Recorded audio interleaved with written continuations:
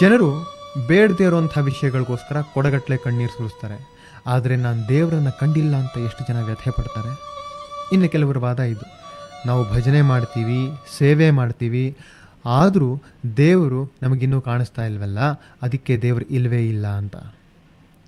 ನಮ್ಮ ಕಥೆಯಲ್ಲೂ ಇದೇ ರೀತಿಯಾದಂಥ ಕೆಲವು ಸಮಸ್ಯೆಗಳನ್ನು ಇಟ್ಕೊಂಡಿರುವಂಥ ಒಬ್ಬ ಶಿಷ್ಯ ಇದ್ದಾನೆ. ನಮ್ಮ ಕಡೆಯಿಂದ ಏನಾದರೂ ತಪ್ಪಾಯ್ತಾ, ಅಥವಾ ಆ ಕಾರಣಕ್ಕೆ ಏನಾದರೂ ಬಿಟ್ಟು ಹೋಗ್ತಿದ್ಯೋ? ಅಯ್ಯೋ, ಆ ಕಾರಣಕ್ಕೋಸ್ಕರ ಅಲ್ಲ ಸ್ವಾಮೀಜಿ. ನಾನು ಬಿಟ್ಟು ಹೋಗೋದಕ್ಕೆ ನನ್ನದೇ ಆದಂಥ ಕೆಲವು ವೈಯಕ್ತಿಕವಾದಂಥ ಕಾರಣ ಇದೆ. ಏನದು?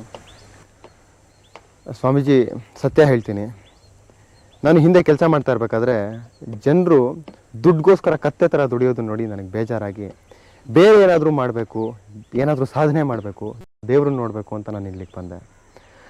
ಆದರೆ ನಾನಿಲ್ಲಿ ಮಾಡ್ತಾ ಇರೋದೇನು, ಇವಾಗ ಸೇವೆ ಅನ್ನೋ ಹೆಸರಿನಲ್ಲಿ ಮತ್ತೆ ಕೆಲಸ. ಯಾಕೋ ನಾನು ಯಾವ ಕಾರಣಕ್ಕೋಸ್ಕರ ಇಲ್ಲಿಗೆ ಬಂದೋ ಅದನ್ನು ಸಾಧನೆ ಮಾಡಿಲ್ಲ ಅಂತ ನನಗೆ ಅನ್ನಿಸ್ತಾ ಇದೆ ಸ್ವಾಮೀಜಿ. ಯಾಕೋ ಮನಸ್ಸಿಗೆ ಸಮಾಧಾನ ಇಲ್ಲ. ಅದಕ್ಕೋಸ್ಕರ ಚೆನ್ನಾಗಿ ಯೋಚನೆ ಮಾಡಿ ನಿರ್ಧಾರ ತಗೊಂಡಿದ್ದೀನಿ. ಚೆನ್ನಾಗಿ ಯೋಚನೆ ಮಾಡಿದ್ದಿ? ಹೌದು ಸ್ವಾಮೀಜಿ. ಸರಿ, ನನಗೆ ಸ್ನಾನ ಮಾಡೋಕ್ಕೆ ಹೊಳೆಗೆ ಹೋಗ್ತಿದ್ದೀನಿ, ಬಾ ಜೊತೆಗೆ.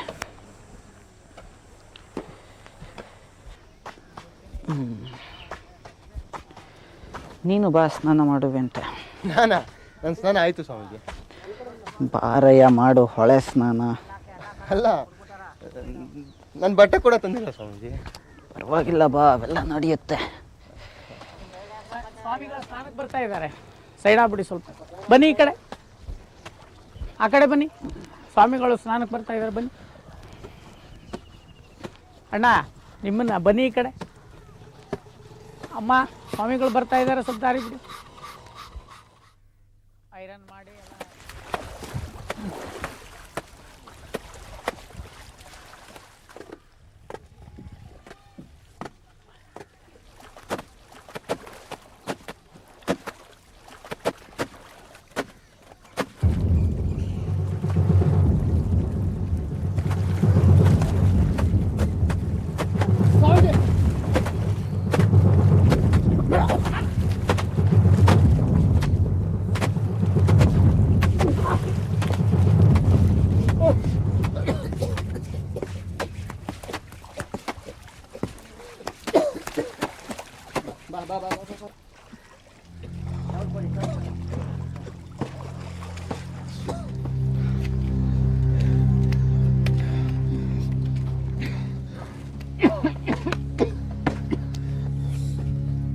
ನೀರಲ್ಲಿ ಮುಳುಗಿದ್ಯಲ್ಲ, ಏನು ಅನ್ನಿಸ್ತಿತ್ತಾಗ?